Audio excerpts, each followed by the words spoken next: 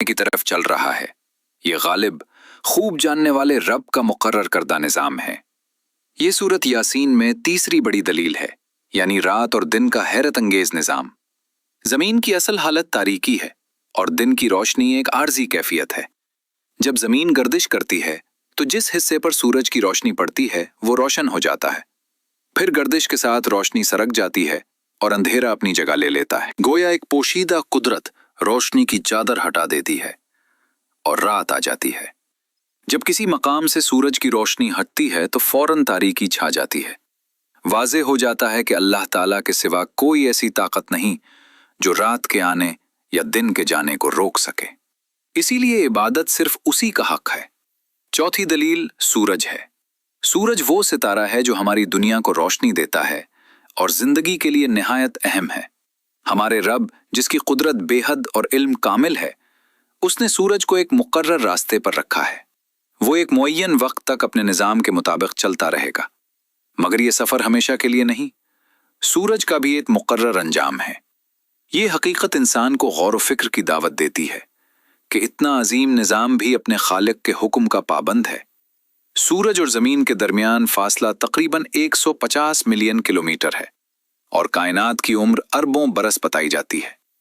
ये सब कुछ देखकर दिल पुकार उठता है कि इतने अजीम नज़्म व ज़ब्त का खालिक यकीनन एक ही है। सूरज की उम्र तकरीबन 5 अरब साल बताई जाती है। इसे अल्लाह ताला ने अजीम माद्दे के जमा होने, दबने और एक निहायत बड़े दहकते हुए गोले की सूरत में पैदा फरमाया। ये दरमियाने दर्जे का एक सितारा है, मगर इस कदर अजीम है कि इसके अंदर तकरीबन 13 लाख ज़मीनें समा सकती हैं। इसकी सतह का दर्जा हरारत तकरीबन 6000 डिग्री सेंटीग्रेड है, जबकि इसके मरकज़ में हरारत करोड़ों दर्जों तक पहुंचती है।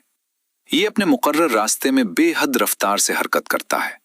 हर लम्हा इसके अंदर हाइड्रोजन हीलियम में तब्दील होती है और इसी तब्दीली से रोशनी और हरारत पैदा होकर खला में फैलती है। इतनी अजीम तवानाई के बावजूद सूरज को ऐसी मिकदार, ऐसी ताकत और ऐसे फासले पर रखा गया है कि ज़मीन पर जिंदगी कायम रह सके। अगर ये कुछ करीब होता तो सब कुछ जल जाता, अगर कुछ दूर होता तो हर चीज़ मुंजमद हो जाती। मगर एक दिन ऐसा आएगा जब उसके अंदर ईंधन ख़त्म हो जाएगा, उसका निज़ाम बदल जाएगा और दुनिया के खात्मे के असबाब में से एक सबब बनेगा। सूरज हमारी कहकशां के बेशुमार सितारों में से सिर्फ एक सितारा है और हमारी कहकशां भी उन लातादाद कहकशाओं में से एक है जो आसमानों में फैली हुई हैं। हमारी ज़मीन उस अजीम निज़ाम के एक गोशे में रखी गई है। जो ज़ात इस बेकिनार कायनात को पैदा करे, सूरज जैसे देव हैकल सितारे को रोशन रखे, उसे हरकत दे, उसकी रोशनी को चाहे तो जारी रखे और चाहे तो बुझा दे, यकीनन वही हमारा रब है। फिर 5वीं दलील चांद है। अल्लाह ताला फरमाता है, वल क़मर क़द्दरनाहु मनाज़िला हत्ता आद कल उर्जून अल क़दीम। और चांद के लिए हमने मंजिलें मुकर्रर कर दी, यहाँ तक कि वो पुरानी खजूर की टहनी की तरह बारीक और खमीदा हो जाता है।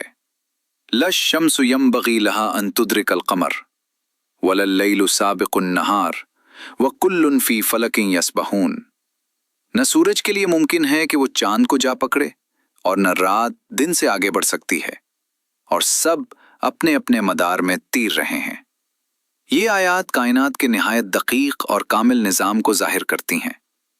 चांद ज़मीन का ताबे सैयारा है और ज़मीन की ज़िंदगी में निहायत अहम किरदार रखता है। वो सूरज की रोशनी को मुनकिस करके रात में हमें रोशनी देता है।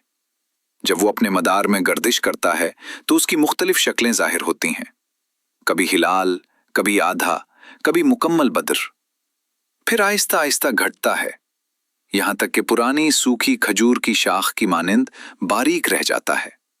अरबों बरस से सूरज और चांद अपने अपने निज़ाम में रवां हैं, मगर न सूरज चांद से टकराता है और न रात दिन पर सबकत ले जाती है।